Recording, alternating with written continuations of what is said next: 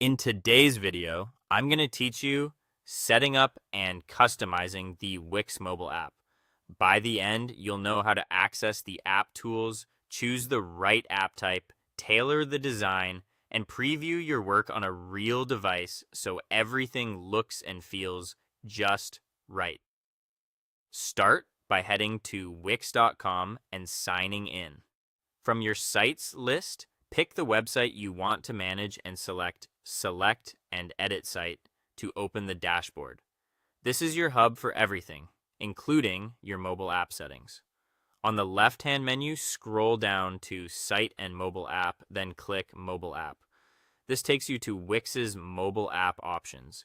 You'll see the standard Spaces by Wix app, which is quick and easy, and the Branded app, which gives you more control over your look and feel. For a custom experience with your own branding, click Get Started under the Branded app. Next, set up the basics. Enter your desired app name. Keep it short, recognizable, and easy to search, and upload an image to serve as your app icon. A clean, high-contrast square image works best so it stays clear at different sizes. Click Next to continue.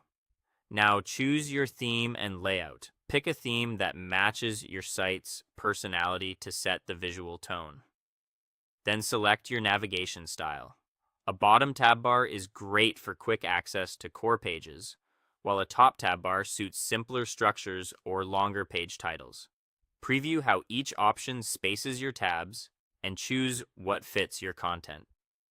Click Next when you're ready. Open the editor by clicking Design App. Start with the header. Decide whether to show icons like the shopping cart or chat, and adjust the style, such as using a transparent background to complement your theme. Make sure text and icons remain readable against your background.